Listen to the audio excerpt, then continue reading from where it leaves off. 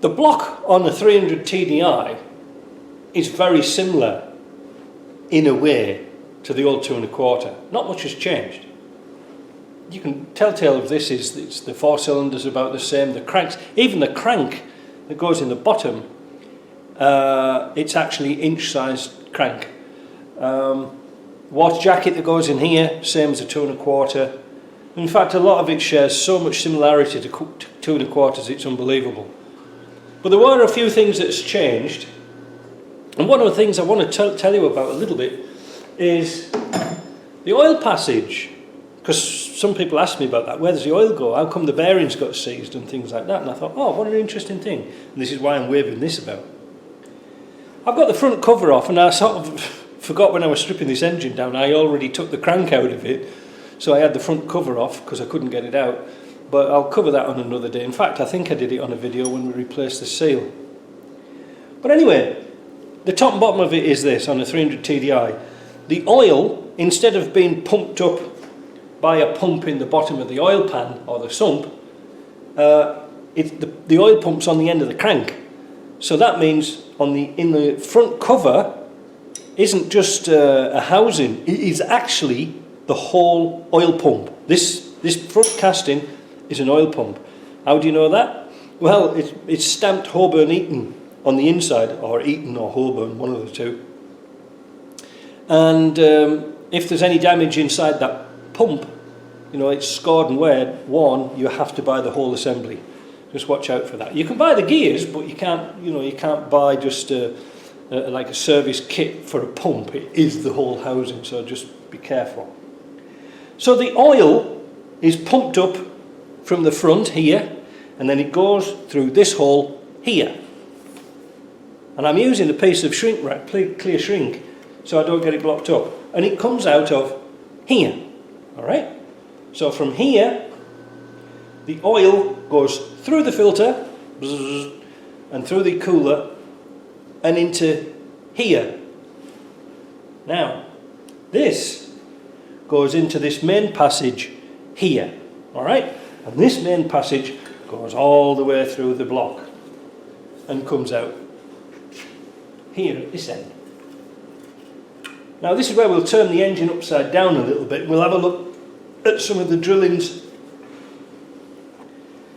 So we're coming out of here, that obviously would be blocked off, same at the back. So this is just like a great big manifold for oil.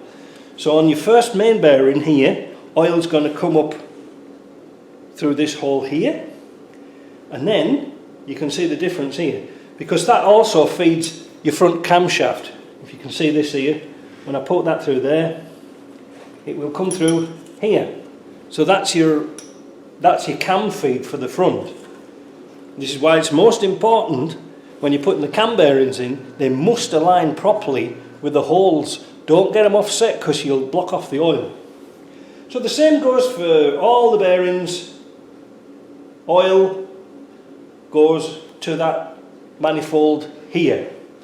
And if we turn this around a little bit, you might be able to see where the oil jets are tapped in to the same manifold. So once you've got oil in there, it will spray out all over the shop. Now, what lubricates the camshaft? Well,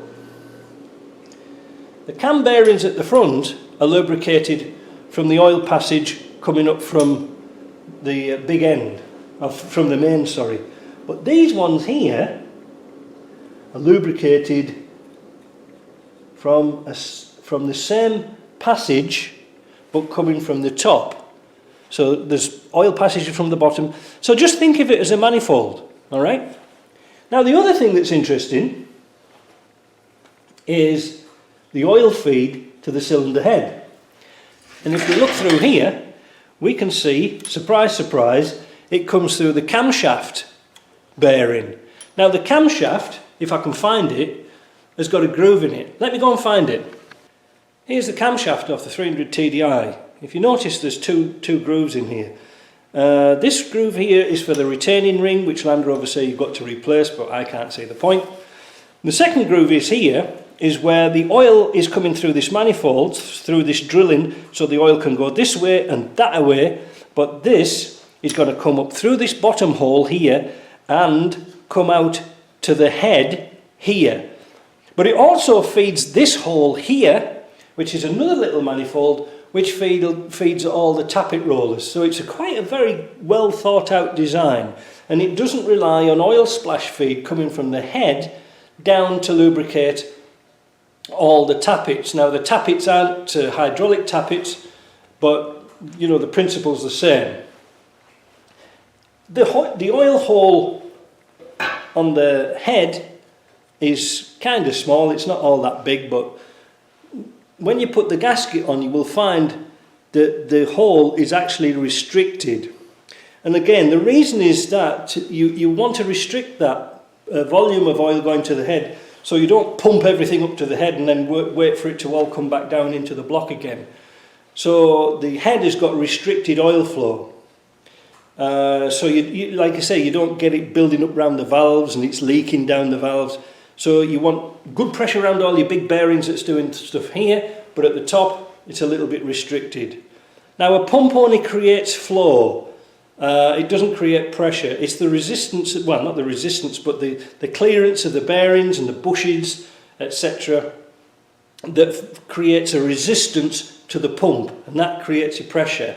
Now in your oil filter you've got no, not in your oil filter, telling a lie.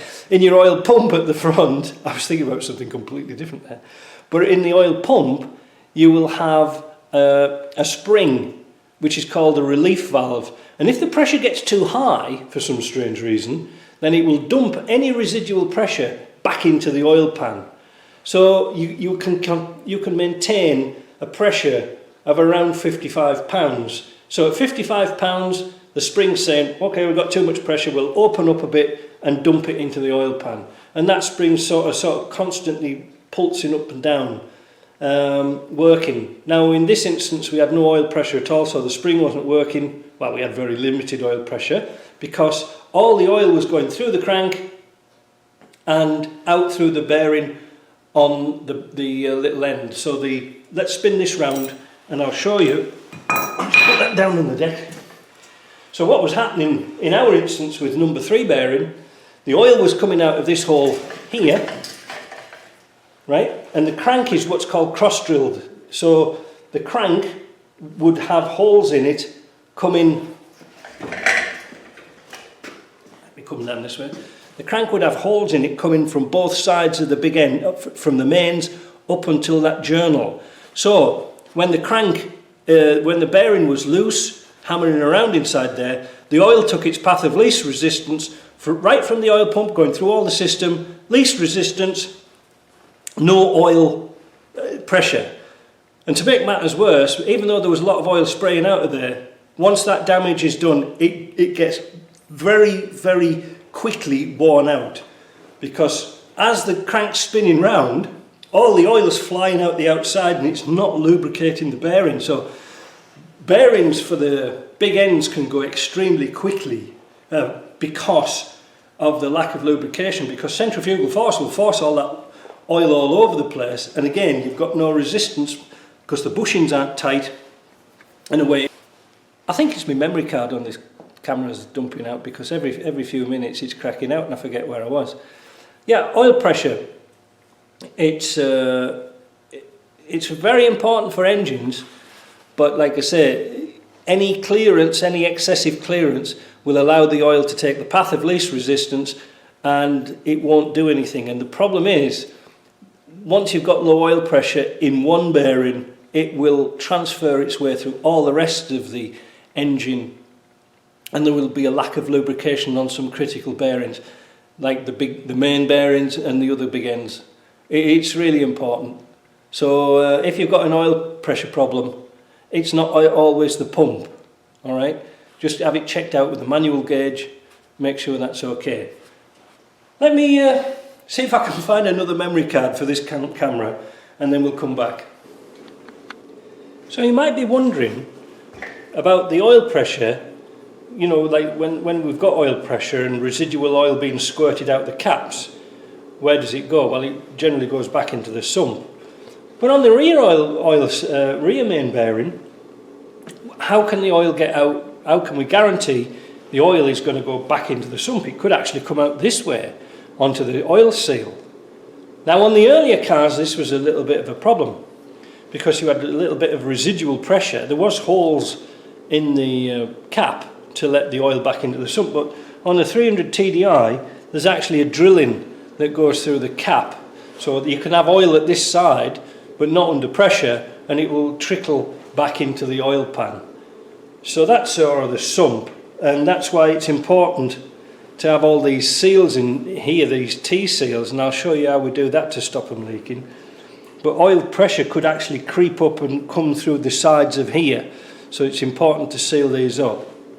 The seal is a Teflon seal on the back, and it's a very good sealant, but they do leak, and the reason why they leak is because the housing can warp on here. And if you notice, these are the two mounting bolts that hold the oil seal on, and there is nothing between that great big span, yet here they have their bolts quite evenly spaced, and in reality all they had to do was put a bolt through here and it would have solved that problem. On the HS 2.8 they put two bolts through here. Perhaps you could use a HS 2.8 seal and drill and tap that and it'll be good for life, but it's one of the things that is quite difficult to retrofit, and like I say, I really don't know. Generally speaking, just replace the seal. You've got to get in and to replace it, and usually they last a long time, but try not to let the engine get too hot because they do warp at an alarming rate. And you look at the back of the engine or the bellows and you think, oh, there's oil pouring out and I need a new seal. Well, technically yes, but technically no. It's not the seal that's worn on the crank. The cranks on the 300 TDI never make a groove, never do anything. It's the housing that warps. The oil passage that I forgot to mention was the turbo feed.